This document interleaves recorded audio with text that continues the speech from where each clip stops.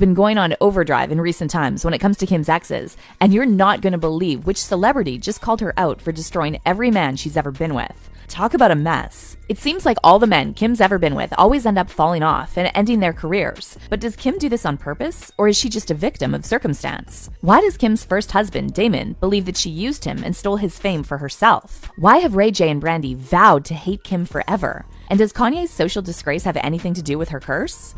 Ray J and Brandy. Kim's relationship with Ray J and Brandy has been nothing short of complicated, because while they were once great friends, they're now sworn enemies, and it's unlikely that they're ever going to make up, because Kim has literally destroyed them. For those who don't know, before Kim was Paris Hilton's assistant, she was Brandy's stylist and closet organizer, and she's even admitted on several occasions that Brandy did her a huge favor by giving her the job because she had no previous experience. She'd always ask me to be, oh, you have to help me out, be my stylist, and I'd never assisted a stylist before. I never went to school for it. I never, really knew what the job really entailed, so. Given that Brandy was already a celebrity at the time, Kim should have been grateful for the opportunity that she was given, right? Well, wrong, because she completely took advantage of the situation and stole from Brandy. While working as Brandy's assistant, Kim had started a relationship with Brandy's younger brother, Ray J, and it was during this time that they made their infamous tape.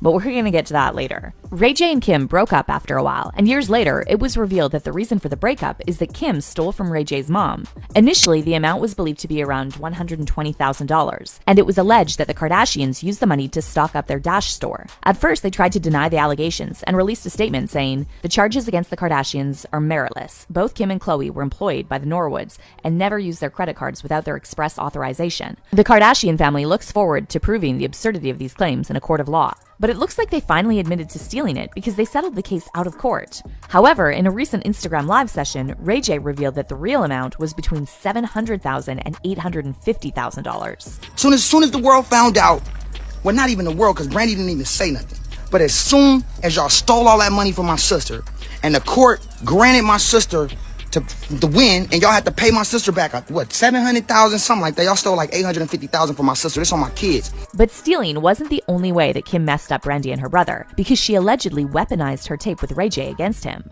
We all know that the tape is how the Kardashians came to be popular in the first place, and there have been speculations that Kim and her mom, Kris, actually masterminded the leak. But the Kardashians have subtly tried to frame Ray J as the one behind the leak, and even though they never directly accused him, they sometimes threw shade at him in the situation.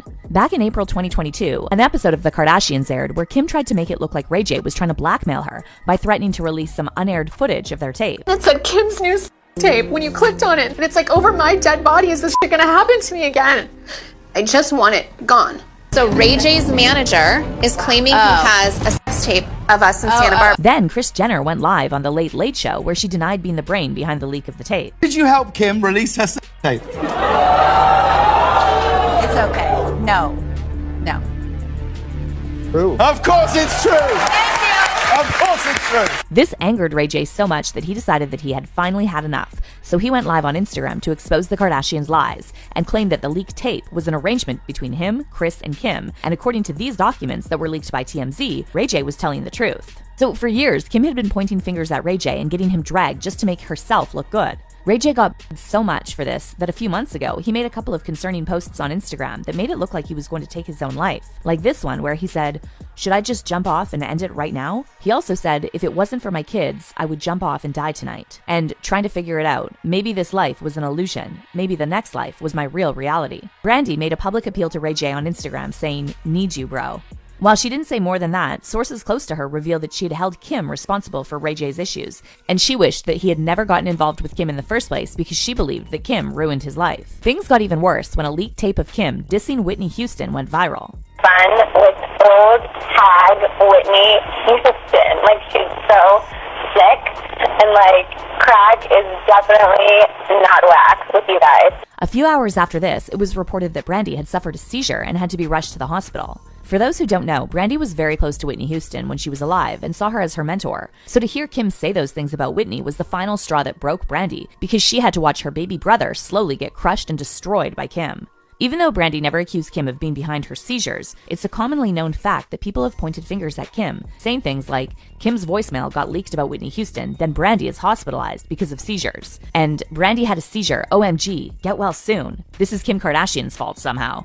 The Kardashian curse pretty much talks about how the Kardashians ruin all the men that they enter into romantic relationships with. And from what we've seen about Ray J, he was definitely ruined by the curse. And his sister Brandy wasn't left out because she also had a little taste of the curse too. Someone commented, Ray J depression kicking his butt, and now Brandy having seizures and that Kardashian curse might be real. And another person said, you can see the pain in Ray J's face. Kim Kardashian should be ashamed of herself. She just ruined the whole family as fast as she got them all rich. Damon Thomas. Another person who was hit badly with Kim's Kardashian curse is her first husband, Damon Thomas. A lot of people don't know this, but Kim was actually the one who made the first moves on Damon because she asked a mutual friend to link them up. Kevon saw her there. She contacted him and said, hey, she asked him who he was working with. And he said me, and she said, well, can you put me in contact with him? And that's how that began. They got married soon after, and it's widely believed that the only reason Kim got married to Damon is that she believed he'd make her a superstar, since he was a famous music producer at the time.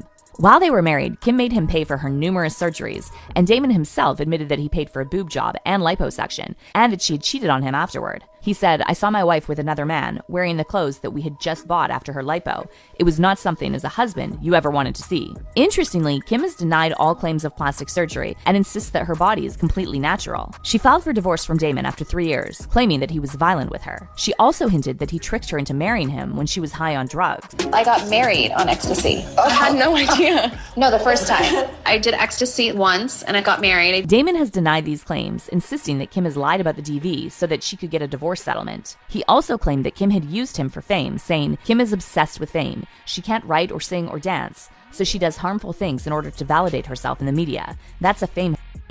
It's just not cool at all. He also addressed her claims of being high during their wedding, saying, you don't stay married to somebody or be with somebody for 4 to 5 years and it's just based off of you getting high off of ecstasy. You know what I mean? That doesn't make any sense at all. Damon was also hit hard with Kim's Kardashian curse because he went from being one of the hottest and most talked about music producers who worked with top artists like Lionel Richie and Chris Brown to being ignored in the music world. He still claims to be a music producer, but his career went down the drain so fast, all thanks to the curse. But the craziest and most extreme case of Kim's Kardashian curse is Kanye West, because Kanye lost everything he worked for. Kanye West. When Kim and Kanye got married in 2014, a lot of people were skeptical about the union because they thought it was a bad idea for him to get involved with Kim because of the Kardashian curse. But Kanye didn't listen to the warnings, and they got married. For the first couple of years, things were going well, and we all thought that Kanye would be the first person to break the Kardashian curse because it was like things were getting better and better for him. They had 4 kids together, he became a billionaire and all that stuff, but then things started going wrong for him. First, he started struggling really badly with his mental health, and he had an episode at the presidential rally back in 2020.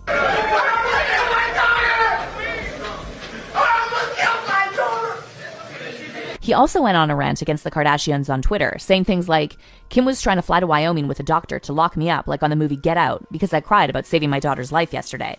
And they tried to fly in with 2 doctors to 5150 me. I've been trying to get divorced since Kim met with Meek at the Waldorf for prison reform. This my lady tweeted the night, Chris Jong-un. While that was messy, it sort of died down after a while, and there were hopes that Kanye would beat the curse. But that wasn't to be because he was hit so hard by the curse that his entire life pretty much got ruined. In recent times, Kanye's had a lot of bad news, and it all started with his White Lives Matter statement at the Balenciaga show at Paris Fashion Week because he made the black community very mad. He took things even further with his anti-Semitic posts, which started when he posted a screenshot of a message he sent to Diddy saying, "This ain't a game. I'ma use you as an excuse to show the Jewish people that told you to call me that no one can threaten or influence me. I told you this was war." He then took things to the next level when he tweeted, "I'm gonna DEFCON 3 on Jewish people. The funny thing is that I can't actually be anti-Semitic because black people are Jews also. You guys have toyed with me and tried to blackball anyone who ever opposes your agenda." Now he had both the black and Jewish communities mad at him, and people who knew how bad things were going to get were begging him to apologize. But Kanye refused to. I think you should say to the Jewish people, I'm sorry for the offensive language I used in that tweet. I wouldn't do that again. This is what I really meant. I think people would respect you if you said that. I don't know why you can't just say that. Interview adjourned. Love you. This is where we saw the Kardashian curse finally take effect because people started to drop Kanye like a hot potato. He was dropped by Balenciaga, Gap, talent agency, CAA, and Foot Locker. And just when we thought things couldn't possibly get any worse, he was also dropped by Adidas, who released a statement saying, "Ye's recent comments and actions have been unacceptable, hateful, and dangerous, and they violate the company's values of diversity and inclusion, mutual respect, and fairness." After a thorough review, the company has taken the decision to terminate the partnership with Ye immediately, end production of Yeezy branded products, and stop all payments to Ye and his companies. This saw Kanye's net worth drop from about $2 billion to $400 million. Even more humiliating, Kanye walked into the shoe company Skechers to try to get a deal for his Yeezy shoes, but he was immediately escorted out of the building. Kim's curse really went on overdrive with Kanye because not only did he lose $1.6 billion, but he also became the laughingstock of both the music industry and the fashion industry, and nobody wants to associate themselves with him anymore. Someone commented, "Seems like the longer you stay in a relationship with a Kardashian, the harder the curse affects you. Just look at Kanye losing his mind. Sheesh."